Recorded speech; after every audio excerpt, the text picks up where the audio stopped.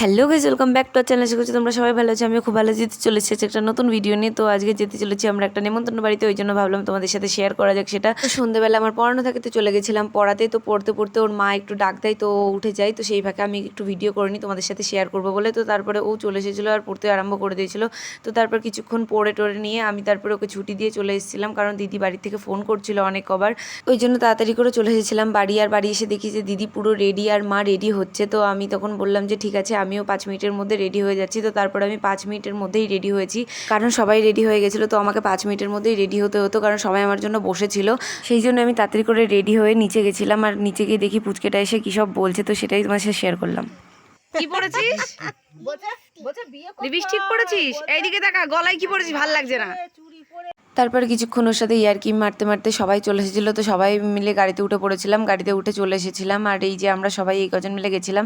তো তারপর আমরা সবাই মিলে গল্প করতে করতে চলে গেছিলাম একদম লজের সামনে। তো এই লজটাই হচ্ছিল ওই অনুষ্ঠানটি। তো আমরা সবাই মিলে গিয়ে দেখি যে ওখানে বৌমনি আগে থেকে চলে এসেছে। তো বৌমনির সাথে একটু ভিডিও করে নিলাম, আর পাশে সবাই ছিল, তো ওদেরকেও একবার করে দেখিয়ে নিলাম। আর মা আমার দিকে তাকিয়েছিল, মাকে নিচ্ছিলাম না বলে, ওই জন্য মাকেও নিয়ে নিলাম। তো তারপরে এই যে এখানটায় হচ্ছিল ওদের দুজনের ফটোশ্যুট। তো ফটোশ্যুটের ওখানে প্রচুর লোকজন ছিল, ওই জন্য চলে এসেছিলাম। এসে আমরা এই সাইডে সবাই দাঁড়িয়ে পকোড়া খাচ্ছিলাম। তো তারপরে দেখি উপরে এখনও আরও আস্তে আস্তে ভিড় বাড়ছে, ওই জন্য আমরা আর উপরের দিকে যাইনি। তো নিচের অনেকটাই সুন্দর লাগছিল জায়গাটা, কারণ চারিদিকে গাছপালা ছিল।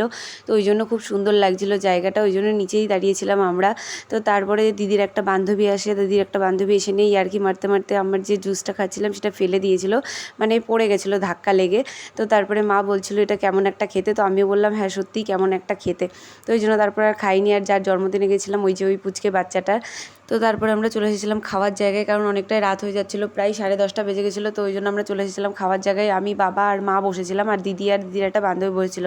তো প্রথমে আমাদেরকে দিয়ে দিয়েছিল স্যালাড আর লেবু। তো তারপরে দিয়ে দিয়েছিল চানা মশলা আর নান।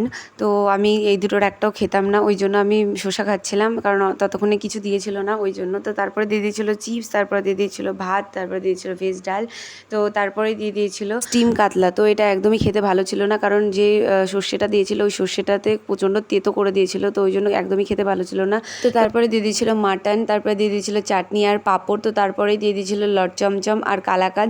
তারপরে আর কি দিয়েছে সেটা আমি ভিডিও করতে ভুলে গেছিলাম। তো আজকে হয়তো আমার গলাটা শুনতে একটু অন্যরকম লাগছে, তার কারণ হলো আমার ঠান্ডা লেগেছে, ওই জন্য আমার গলাটা এরকম হয়ে গেছে।